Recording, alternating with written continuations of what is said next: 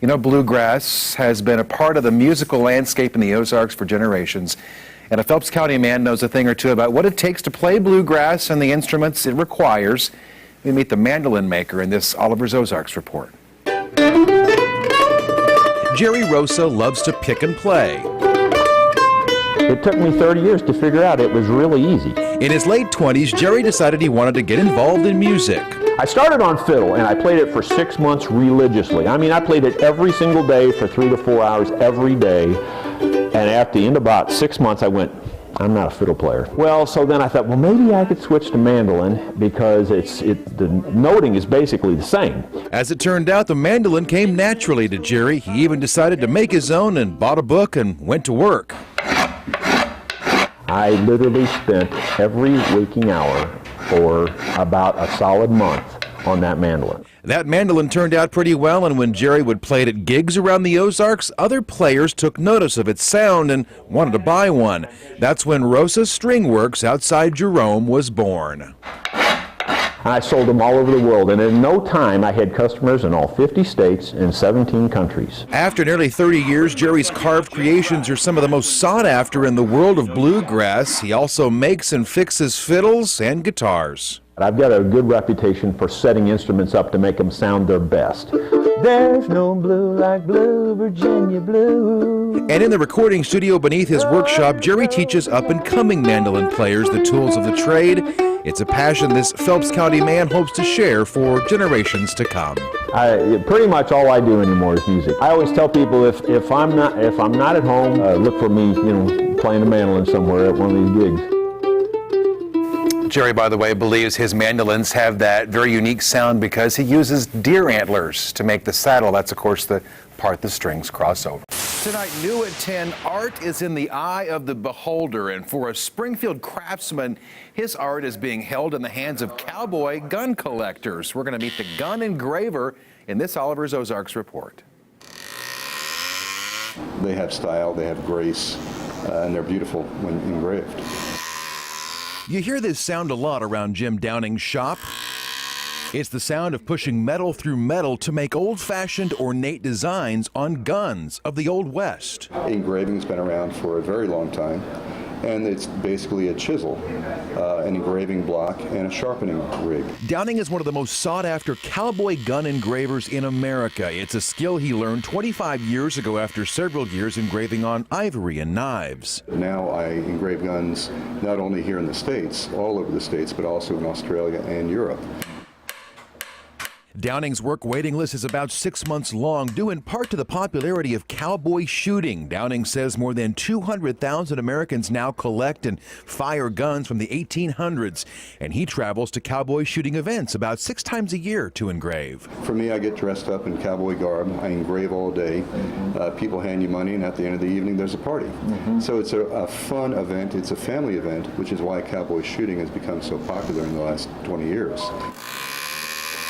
When Downing isn't putting the finishing touches on a piece, you might be surprised to hear where he might be. I grew up fishing. I'm not a shooter. When I have time to myself, I'll shoot on occasion, but I'd rather go fishing almost any day of the week. Even so, Downing says he has a passion for his craft. And you'll find him behind his engraving block for years to come. It's just been a journey that you don't expect. Many people don't love what they do. I love what I do. I mean, how much better to come to work and play with fire? How many people can say that? Kay Jones can. She's a glass blower, spending hours each day behind the glow of a flame, turning out everything from dogs to deer to dolphins. Well, my mom was a glass blower, so I learned what I know from her. She taught me the basics.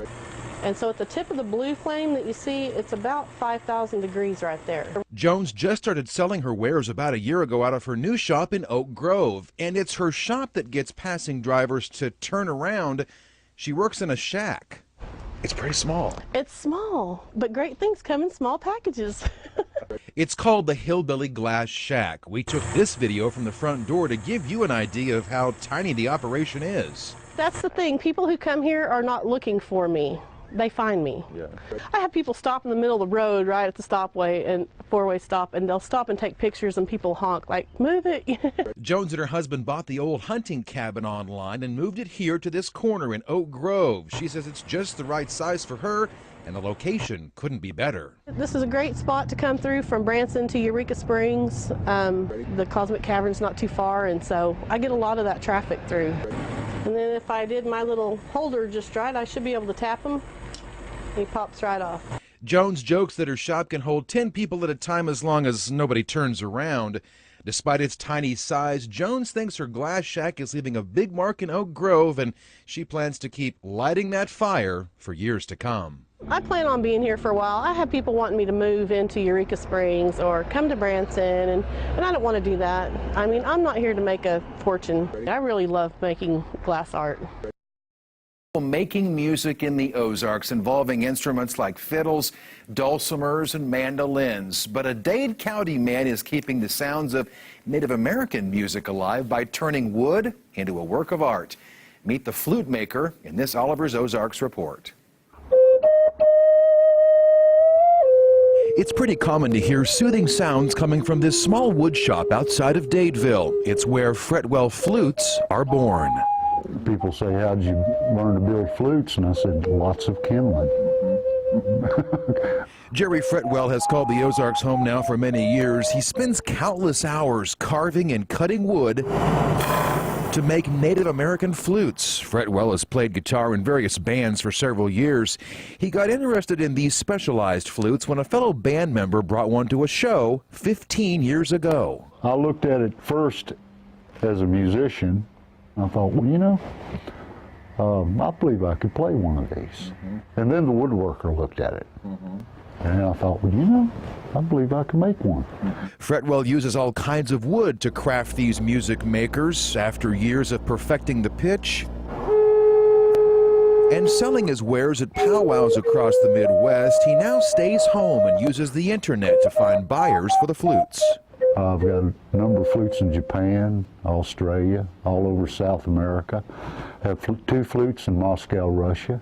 Really? 1 in Turkey. Made right here in Dade County. Right here. It takes Fretwell up to 8 hours to build just one flute, and these days he only takes commissioned orders from people eager to play. And these are so easy to play, David. I could have you playing something in 10 minutes. Fretwell's flutes range in price, depending on the type of wood, between $100 and $600. He says he tries to keep the prices low because for him, it's about sharing a passion for music and giving voice to the soul. Because it's more important for me, David, to give the gift of music. That's something that will stay with somebody the rest of their life. When I was up there in Dade County, Fretwell told me a pretty neat story about an order he fulfilled recently for a grandmother who was buying one of his flutes for her 17-year-old grandson. Turns out that same teenager had been to a powwow where Fretwell was exhibiting 10 years earlier. Fretwell gave him a free flute. He loved it so much he asked his grandma for Christmas this year for another one of those Fretwell flutes. And if you'd like to know more about Jerry Fretwell's flutes, we have a link for you to his website on our website at ozarksfirst.com.